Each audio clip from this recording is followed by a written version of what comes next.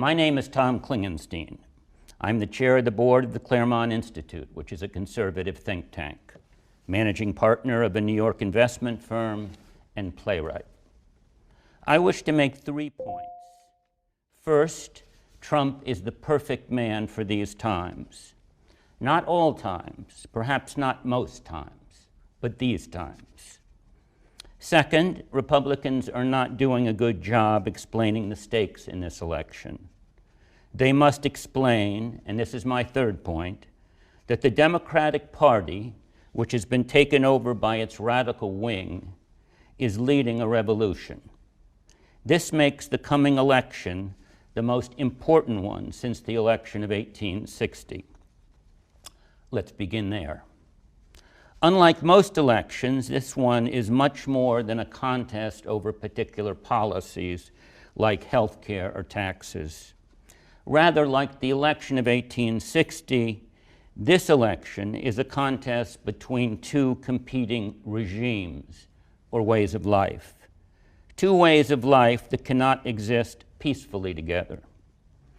One way of life, I'll call it the traditional American way of life, is based on individual rights, the rule of law, and a shared understanding of the common good.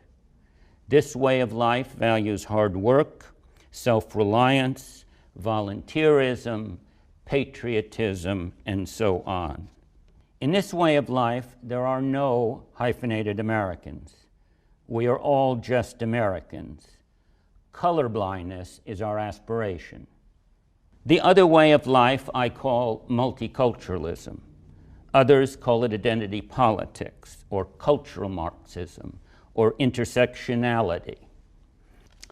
The multicultural movement, which has taken over the Democratic Party, is a revolutionary movement.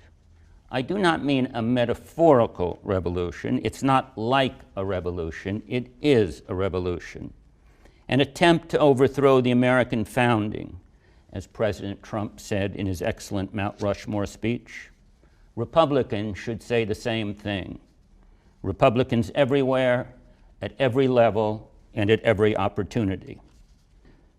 Multiculturalism conceives of society not as a community of individuals with equal rights, but as a collection of cultural identity groups defined by race, ethnicity, gender, and so forth.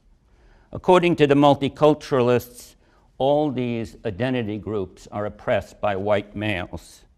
Their goal is to have each identity group proportionately represented in all institutions of American society.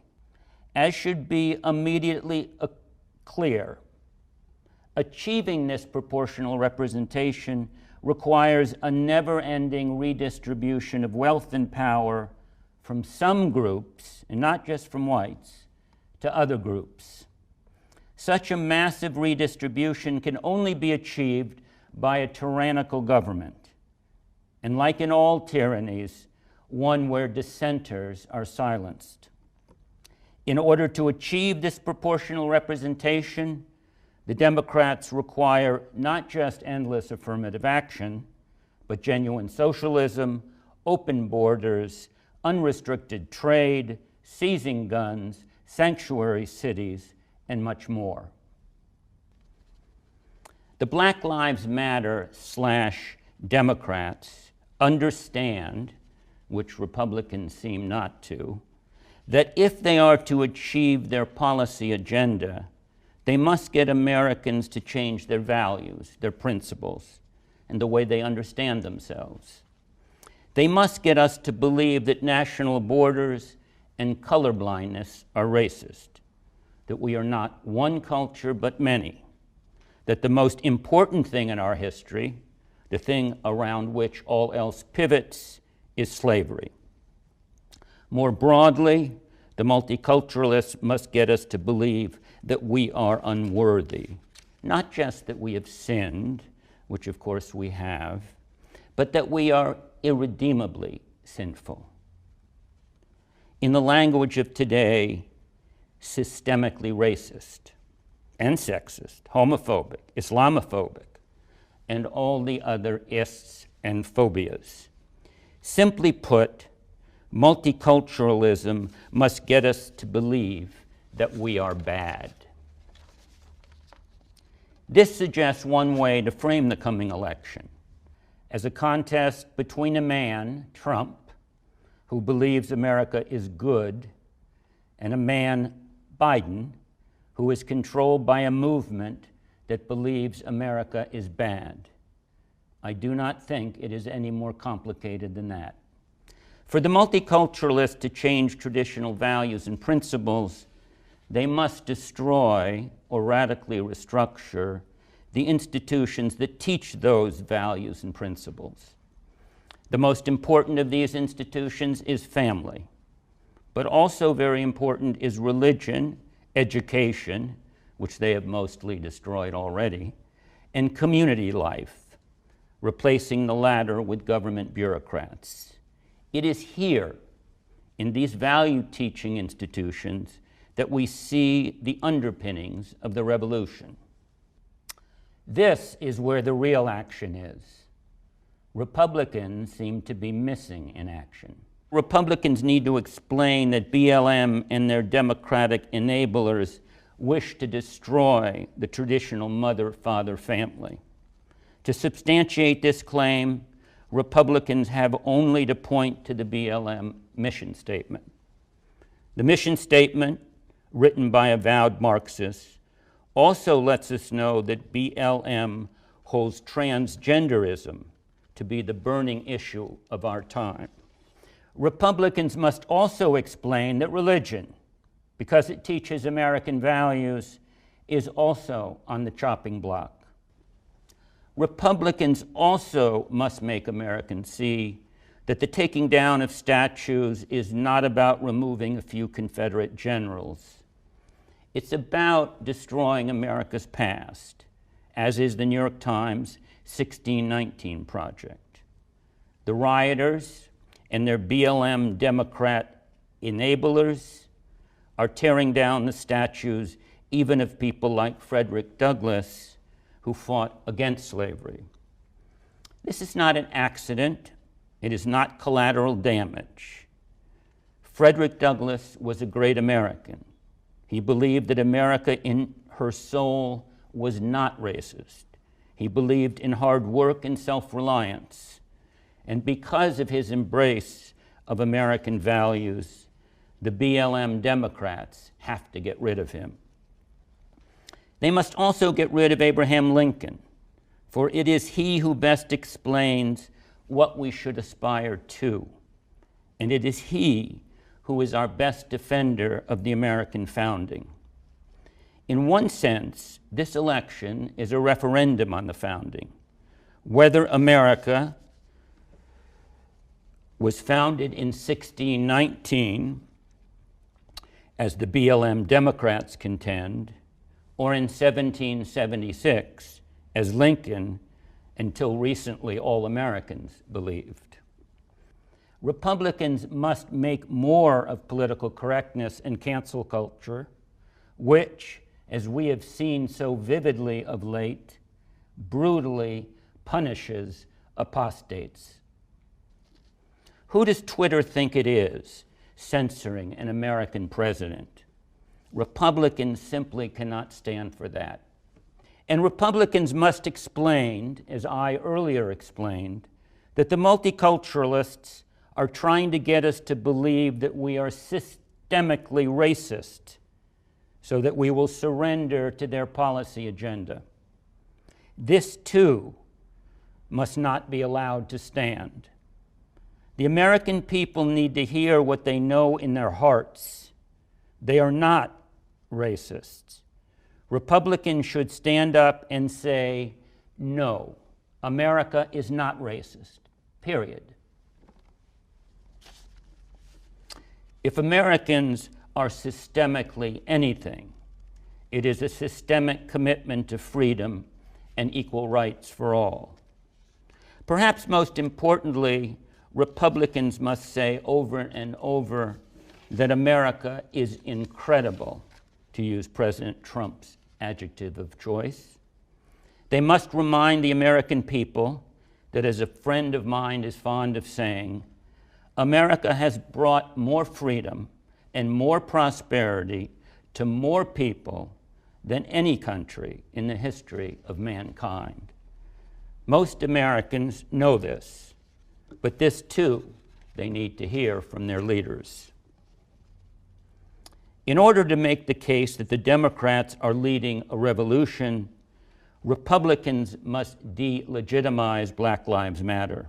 The organization, of course, not the sentiment.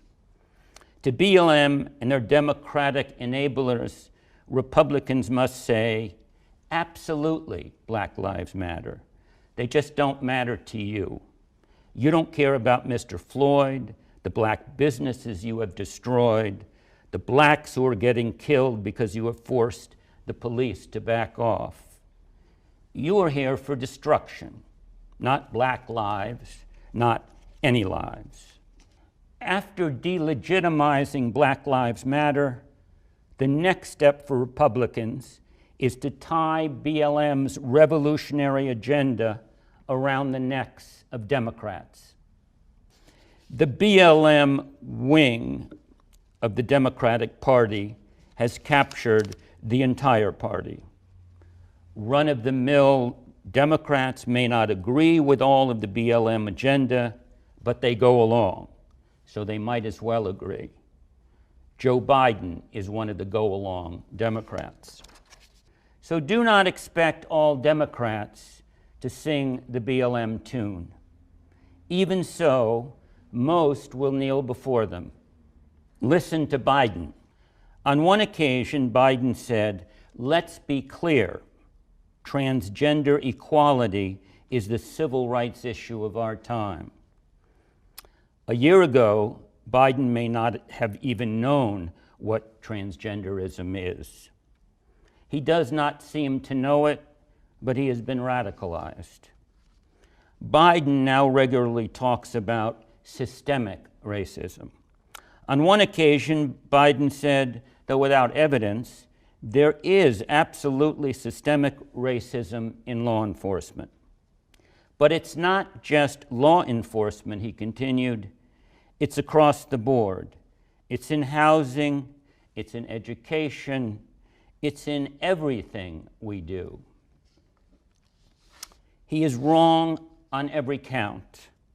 But if indeed he believes that racism is in everything we do, that it is systemic, then he believes, whether he admits it or not, that the system must be overturned.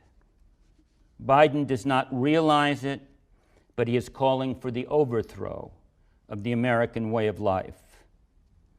I presume that is not his intent, but when the words he is reading off his BLM teleprompter get translated into policy, that will be the consequence, the destruction of the American way of life. Biden demurs. There is nothing to fear from Biden, says Biden. Do I look like a radical socialist with a soft spot for rioters? No, he does not. But what he does look like is a sap. Republicans must make it clear that these are the Biden riots. This brings me to my last point, Trump. I know President Trump has many faults. I myself sometimes cringe listening to him. Sometimes he is his own worst enemy. He is a braggart, often misinformed, petty, sometimes even vengeful, and more. And yet, we are very lucky to have him. I am almost prepared to say that having him is providential. How else to explain that we find ourselves with this most unusual, most unpresidential man who has just the attributes most needed for this moment? At any other time, he might well have been a bad president. But in these times, these revolutionary times, he is the best president we could have had. He has the indispensable attribute of a leader: courage. As a leader must, he goes where others are afraid to go. And he has common sense, which means he generally wants to go to the right place. Above all else, and above anyone else, Trump is committed to America. He is unreservedly, unquestionably pro-America. He feels no guilt for America's past. He makes no apologies. He concedes nothing. These may not always be the attributes one wants in a president, but in this day of woke guilt, they are the most essential things.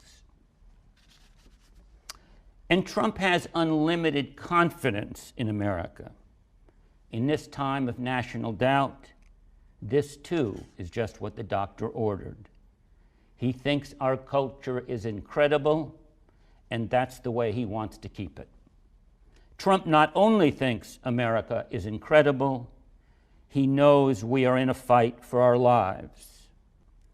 And despite what one hears ad nauseum from the Democrats, Trump is perhaps among the least racist presidents we have ever had.